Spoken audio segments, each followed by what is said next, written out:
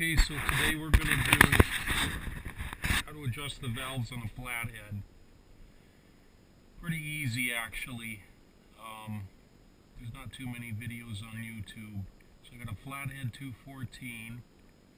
This is a 49 International KB2. One of the valves broke a spring. We're going to have to replace that spring. But right now I'm going to be adjusting these valves. You need to know three things to adjust the valves.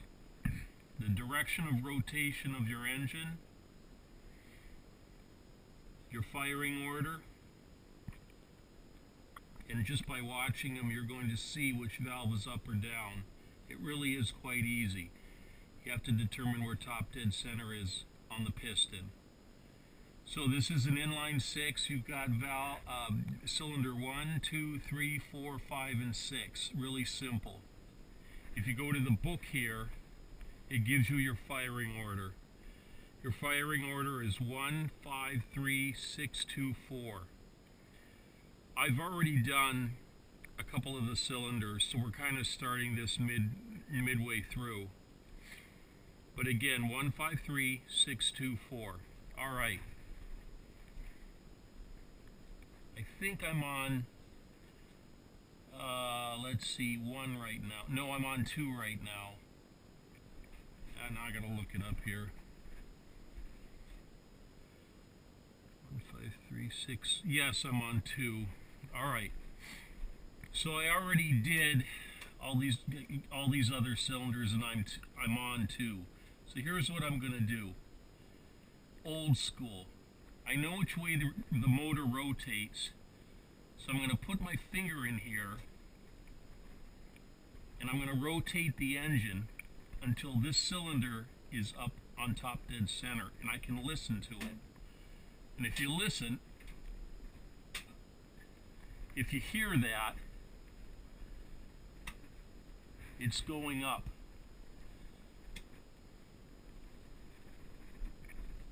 And what I'm trying to do is get it to top dead center. I'm on the compression stroke going up.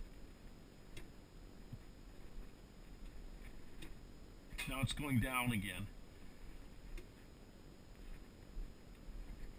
So right about there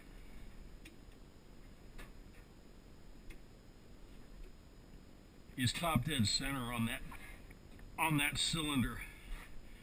You can verify it by seeing both of your valves are closed because they're down. You can see the top of the lifters are down. If you look at this one, you can see how far up it is, so you can see. And it doesn't have to be critical because the piston's going to be coming up on the compression stroke, and then you've got your power stroke. So those valves are going to be closed anyway. So even if you don't get to the top dead center of that piston, it really doesn't matter. So we're going to go ahead and just adjust these 2 valves. And there's a lot of videos on that. You're going to just have 2 screws. And you're going to go onto the bottom here and onto this top nut and adjust it. The clearance is in the book. Now these old engines, a lot of people are adjusting them to a modern standard, and you cannot do that.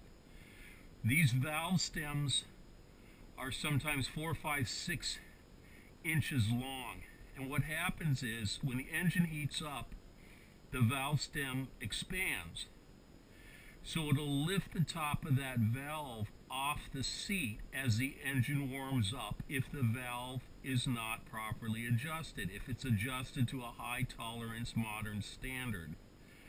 So I got my book over here. This is the original book, and it will tell you what the valve clearance is. And it's not on this page, so we'll just go back over here. Here's my feeler gauge. I already know what it is. So for these valves, 0.019 is your tolerance. That's fairly loose. And even with the valve all the way down with the engine cold, you can move it up and down a little bit. But once that engine heats up and that stem expands, and it's going to expand lengthwise, it'll make up for that tolerance.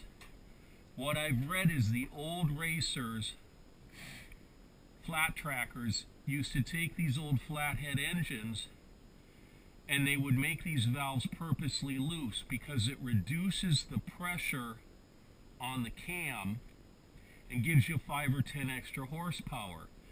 So in other words, it's better to have the valves adjusted too loose than too tight. If they're adjusted too tight, they swell with heat, and then it comes off the top of the head, and then the valve will burn. Now these old valves land in the same spot all the time.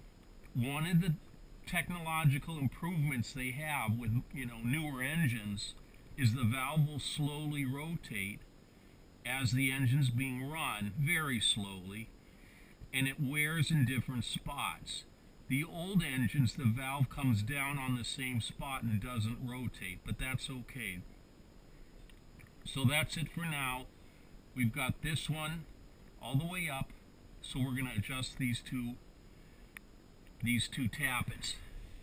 So I'm just going to get in here with my feeler gauge, and I just want a little bit of resistance. So this engine was rebuilt and they weren't really set properly. That's why I broke that spring, I think. This one, it's not fitting in, and this one, believe it or not, it's a little loose. So I'm going to tighten these up, and to do that, I'm going to put a wrench in here on the bottom, a wrench on the top,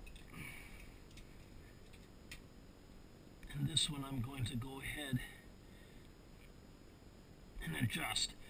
Here's another thing: when you're adjusting these tappets, these lifters, you want resistance between the two nuts.